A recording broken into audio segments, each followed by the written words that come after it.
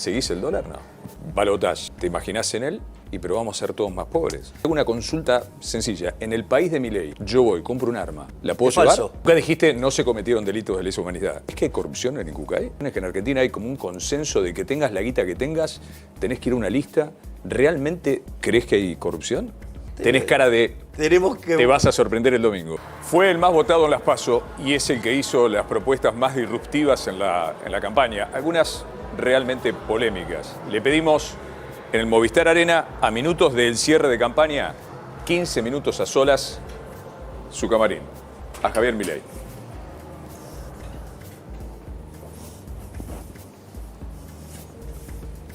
Javier. ¿Qué tal, Rodolfo? Gracias por recibirnos. No, por favor, un placer. A nada. ¿Qué te queda? Un ratito nada más para el... Algunas horas. ¿Estás cómodo? ¿Te pusiste zapatillas? Sí, estoy de zapatillas porque como ingreso por el medio del público no es como para zapatos. Para zapatos. ¿Seguís el dólar? No. ¿Cómo? ¿Seguís el dólar todos los días? No. No, no hace falta seguir el dólar porque el problema no es que el dólar sube. El problema es que el peso pierde valor. Si el peso se derrite como barras de hielo en el medio del desierto del Sahara. Vos cuando generás un exceso de oferta, ya sea porque sube la oferta o porque cae la demanda de dinero, eso te hace que el poder adquisitivo del peso caiga y todos los precios expresados en unidades monetarias suben. Lo que sucede es que el dólar, como es un activo financiero, sube primero. Pero así como sube primero el dólar, después te suben los precios mayoristas, después los minoristas y por último los salarios. 15 minutos, sin cortes. ¿Por qué vos? ¿Por qué Javier Milei? ¿Por qué la gente debería votarte como su próximo presidente? Porque somos los que les vamos a poner fin a esta etapa de decadencia que lleva más de 100 años, porque somos el único cambio verdadero, porque somos los únicos que tenemos voluntad de cambio, porque tenemos las ideas claras, porque queremos volver a poner de pie la Argentina con las ideas de Alberdi. Esto ya lo hicimos en 1860 y en 35 años nos convertimos en la primer potencia mundial, y porque una Argentina distinta es imposible con los mismos de siempre. Vos no podés pretender que haciendo lo mismo tener resultados distintos, y los que vos ves es que los mismos de siempre proponen siempre las mismas cosas, porque en realidad los que te quieren venir a resolver el problema son los mismos que lo causaron. Es decir, el gran problema es que la solución está en manos del mismo problema. Vos, tu capital, y lo repetís, yo soy un outsider. Lo repetís y lo repetís. Y estoy orgulloso de ser un outsider. Llegás 10 de diciembre, ganás el 11. Gobernabilidad. El 10. ¿A quién llamás? El 10. El 10. ¿A quién llamás? A ver, el propio 10, nosotros arrancamos con una reforma a la ley de ministerios. Nosotros vamos a ir a 8 ministerios. Nos vamos a quedar con el Ministerio de Economía, con Relaciones Exteriores, Capital Humano, con Infraestructura, Seguridad, Justicia, Defensa y Ministerio del Interior. Esa es la estructura con la que nosotros vamos a trabajar. En cuanto a la base política, ahí hay dos dimensiones del problema. Hay una parte que tiene que ver con el hecho de que si nosotros ganamos, implica un cachetazo a la forma tradicional de hacer política. Y es el fin de la vieja política, es el fin literalmente. Y eso va a implicar que estalle Juntos por el Cambio y no va a existir más como lo conocemos hoy. Y va a estallar también, digamos, Unión por Todos, o digamos, Unión por la Patria. Cambian tanto de nombre que, fíjate, no tienen ya identidad, solo les importa ganar elecciones de un lado y del otro. Y en ese sentido lo que va a haber es un reordenamiento ideológico, donde que creo que es lo que la política le debe a los ciudadanos, y es el hecho de que vos tengas ordenado las alianzas por afinidad ideológica. Porque este engendro que se ha generado, ya sea con el kirchnerismo o con Cambiemos, fueron alianzas para ganar, pero no nos sirven para gobernar. Y los que pagan los platos rotos son los argentinos, mientras que los políticos siguen de fiesta. Entonces, eso lo que va a hacer es reagrupar las fuerzas y los equilibrios políticos. Y para eso nosotros, que la segunda fase es, y que ya está en marcha, es el trabajo fenomenal que ya está haciendo Guillermo Francos, nuestro ministro del Interior. Ya está dialogando con los partidos. Exactamente. En términos políticos se dice, es el que está llevando la ambulancia. para recoger heridos. Exactamente. Balotage, ¿te imaginás en él Nosotros, o primera vuelta? nosotros hoy tenemos datos que nos ponen muy cerca la primera vuelta y que si fiscalizamos bien y que si va más gente a votar, hay altas chances que el error estadístico juegue para nuestro lado y podamos ganar en primera vuelta. Ya dijiste dolarización, tengo muchos planes. ¿Fecha? Si yo te digo, ¿cuándo vas a dolarizar? Bueno, en principio, una vez que está aprobada las leyes y todo, porque eso es un básico antes, vos tenés, la dolarización tiene dos partes. Tenés la parte de limpiar las LELIQs y limpiar la base monetaria. La parte más rápida es la de las LELIQs, porque como son títulos, vos lo que necesitas es hacer un swap de títulos. Eso puede demandar 3 meses. Y en paralelo está la conversión de la base monetaria.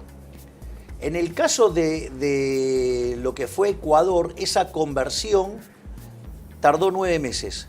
Porque ¿qué es lo que vos necesitas? Vos lo que necesitas es cambiar los billetes. O sea, necesitas billetes de baja denominación. Pensá que el billete más grande de Argentina son $2. Claro. Entonces, ¿cuál es el problema? El problema es que vos necesitas el cambio chico. Y si por eso Ecuador lo quiso hacer en 3 meses y no pudo. ¿Viste cuando vos dijiste, bueno, si sube mejor porque es más fácil dolarizar? Y yo me quedé pensando, pero vamos a ser todos más pobres. A ver, yo digo, el problema con esa afirmación fue que ideologizan la matemática. Lo que nosotros dijimos es más fácil porque se requieren menos dólares. Claro. Es decir, se hace tanto lío con el... Ahora, para nosotros, corrernos con esa afirmación demuestra o deshonestidad intelectual de parte de los que nos han corrido con eso o ignorancia. Porque nosotros siempre decimos que se va a hacer al dólar de mercado. Por lo tanto, digo, es el dólar de mercado. O sea, es... ¿Y qué imaginas como dólar del mercado? No te digo cuando asumas, en caso de asumir, sino el lunes, posterior a la elección. Es imposible saberlo. Imposible. Exacto. Algunas cosas... El que te dice que lo puede hacer te miente. Los economistas que agarran, te hacen esas proyecciones y todo, son todos unos chantas. ¿Y la hiper? Epistemológicamente es imposible. ¿Y la hiper? Hay muchos que dicen, estamos en la puerta de la hiper, la miramos, abrí la puerta, Estamos está ahí. a las puertas de una hiper. ¿Imaginás El un motivo escenario de donde dolarizar- tengas que asumir en una hiper? Sí, y estoy preparado para ese escenario también. A ver, lo que es importante acá es lo siguiente. Estamos al borde de la hiper, y explico por qué. Cuando vos tomás los últimos datos de inflación minorista y los anualizás, la inflación viene viajando al 300%. Si vos tomás los datos en alimentos, vienen arriba del 400%. Si vos tomás los datos en mayorista, vienen arriba del 600%. Punto 1. Punto 2. Si yo tomo el desequilibrio monetario, esto pasó en el año 1975, por ejemplo, con el Rodrigazo. Vos metés controles, entonces, ¿qué es lo que hacen los controles? Te hace demandar más dinero que el que vos querrías. Que los políticos hacen eso para cobrarnos más impuesto inflacionario, porque aumenta la base imponible del impuesto inflacionario. Entonces, ¿cuál es el punto central? Que cuando se desata ese sobrante monetario tenés un salto de precios. En el caso del Rodrigazo implicó multiplicar por 6 la inflación. Si estamos hablando de niveles del 300%, viene bajando, multiplicar por 6 te vas a 1800, o sea, ya es una hiper. No solo eso, sino que además no ese es el único problema que tenés. Tenés problemas todavía mucho más graves, como lo que pasa adentro del balance del Banco Central. La relación pasivos remunerados, LELIQs, contra la base monetaria, hoy es más alto que lo que vos tenías en el primer trimestre del año 89, que fue la previa de la hiperinflación. Para que tengas una idea, vos en 3 meses podrías estar multiplicando la cantidad de dinero por 4. ¿Qué crees que pasa si, no sé, estamos mirando el mercado de naranjas y la cantidad de naranjas ofrecidas se multiplicó por 4? Y el precio se va a destruir. Bueno, la contracara monetaria a eso es que el nivel de precios vuela, es decir, que el dinero no vale nada.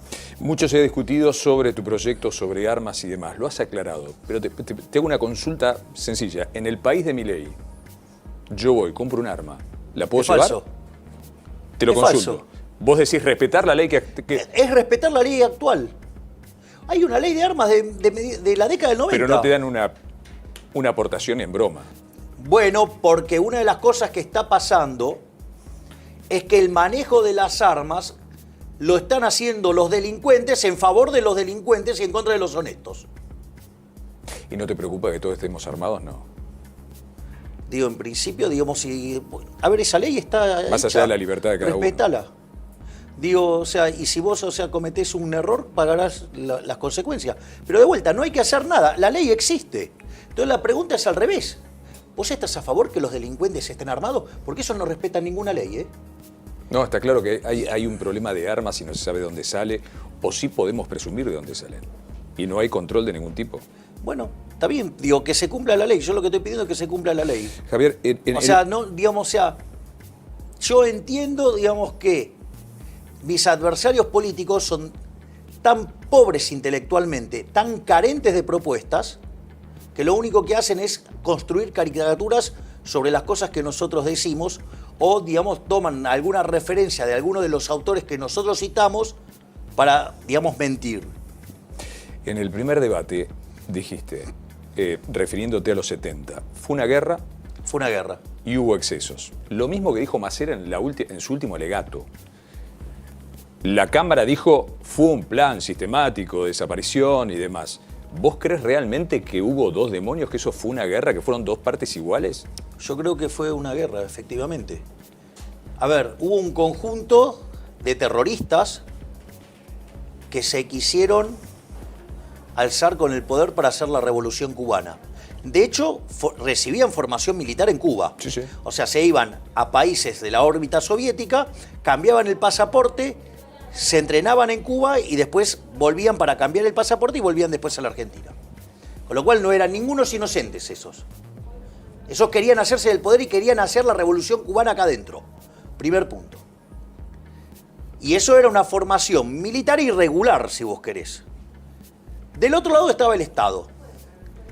Entonces, y eso era una guerra. El punto central acá es que el Estado, como tiene el monopolio de la violencia... Y de la ley. Bueno, por eso.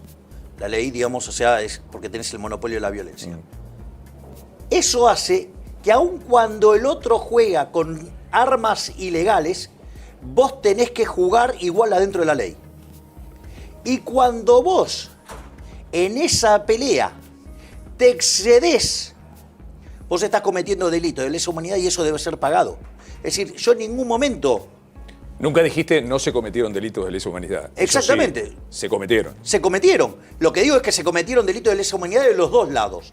Y no es cierto el argumento que levanta la izquierda alegando sobre el juicio de Nuremberg. Porque eso también es falso. Porque en el caso del juicio de Nuremberg se juzgaron también a civiles. El caso más emblemático es el de Streichel. Entonces digo, basta con estas mentiras de que los terroristas son buenos y del otro lado son malos. No. Son Uno malos tiene, los que, dos. uno tiene que agarrar, el Estado lo detiene y lo manda a pudrir en la cárcel. Acá no se hizo eso. Exacto. Entonces, el problema es que la forma en la cual se trató el problema implicó excesos, y esos excesos se deben pagar. Pero eso no quiere decir que del otro lado no cometieron delito de lesa humanidad también. Hablaste del Incucay, segundo tema que me preocupó. ¿Crees que hay corrupción en el Incucay? Debe ser una de las pocas instituciones que en Argentina hay como un consenso de que tengas la guita que tengas, tenés que ir a una lista. ¿Realmente crees que hay corrupción? Yo lo que digo es que si por ley hoy todos somos donantes, salvo que expresemos lo contrario. Exacto. Quiere decir que vos tenés que llegan 300.000 o 400.000 donantes potenciales por año. Posibles donantes. Exacto. La pregunta es ¿por qué hay 7.500 que están sufriendo, esperando? Es decir, hay un problema de coordinación, hay algo que ahí no funciona. Ahora, digo, el problema es, bueno, no funciona. Ahora, cuando yo digo esto, salen con el tema de la corrupción. Bueno, digo, entonces quiere decir que están sucios ellos. Yo, básicamente, el planteo es, mirá, hay algo que no funciona, porque si te están aportando 400.000 potenciales donantes y tenés problema con 7.500 personas, explícale a las 7.500 personas que están padeciendo esto por qué no fluye como debería fluir. ¿Escuchaste a Lila Lemoine en el último tiempo y su proyecto de renunciar a la paternidad? ¿Estás de acuerdo? Mira, los liberales no somos manadas. Con lo cual, digamos, ese proyecto ni siquiera está en carpeta. Nuestra propuesta hoy básicamente tiene que ver con reforma del Estado, con modernización de la legislación laboral. Es decir, eso es un proyecto, digamos, que ella, digamos, o sea, le interesa, digamos, será cuestión de ella. De vuelta, los liberales no somos manada, pero no está en las carpetas ni en los proyectos que nosotros estamos impulsando hoy. ¿Los vouchers de educación son de primera generación? No, tenés que hacer toda una adaptación del sistema hasta que llegás a la... O sea, vos llegás y la educación va a seguir igual o algún cambio vas a hacer rápido. No, tenés que hacer mejoras para que sean más competitivas. Pero lo que hay que entender de los vouchers, que esto es lo importante, lo primero que hay que entender es que no existe tal cosa como un almuerzo gratis. No existe la educación gratuita. Eso es falso. No, todos pagamos con nuestros impuestos. Bien, exacto. Bueno, ok, ese es el punto. Ahora, el punto entonces es, si la sociedad decide que quiere tener un seguro de educación, ¿cómo lo financiás? ¿Financiás la oferta o financiás la demanda? Hoy financiás la oferta. Argentina, digamos, hasta fue expulsada de las pruebas PISA. ¿No? La mitad de los chicos no terminan la secundaria. La mitad esa que termina, solo la mitad puede comprender un texto y entre el 70 y el 80% no puede resolver un problema matemático básico. Es dramático. Bueno, entonces la pregunta es, si el capital humano es tan importante, ¿cómo puede ser que estemos generando este problema? ¿Por qué? Porque cuando vos financiás a la oferta, ¿qué es lo que hacen las instituciones? Toman la plata, la utilizan para, el caso de las universidades es lo más escandaloso, toman la plata para hacer política y el residuo lo vuelcan a la universidad, a la educación, a los docentes. Entonces, ¿estamos de acuerdo con ese modelo? Porque es un espanto y genera resultados inmundos. Lo que nosotros decimos es que vos tenés que subsidiar la demanda y que las personas puedan elegir a dónde quieren estudiar. ¿Y eso qué es lo que va a generar? Genera competencia. Y cada vez que vos generás competencia, los resultados mejoran. ¿Dónde se aplica esto? ¿Sabés dónde se aplica? Por ejemplo, yo fui con el empresario que lo desarrolló en Suecia. En Suecia tienen 40 colegios, tienen 25.000 alumnos y son, dentro de Suecia, los que tienen los mejores números en ciencia, en matemática y en inglés. Y no están mal en las pruebas. Se nos fueron unos 15 minutos. No alcanza. A la producción le digo. Javier, si sos vos, que sea lo mejor para el país, de verdad. Quédate tranquilo que estamos trabajando para que eso fuera. Y si hay balotaje, 20 minutos nos volvemos a encontrar. Tenés cara de... Te vas a sorprender el domingo.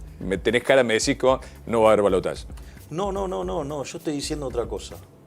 O sea, yo soy bilardismo puro, o sea, para mí... Antes de tiempo, nada. Claro, para mí vamos a tener que ir a balotaje.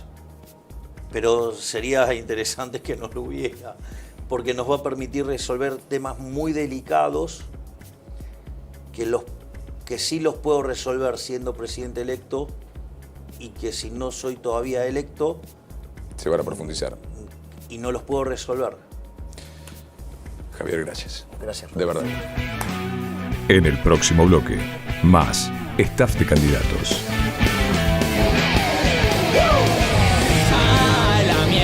Los malditos empresarios, a la mierda sodomitas del capital.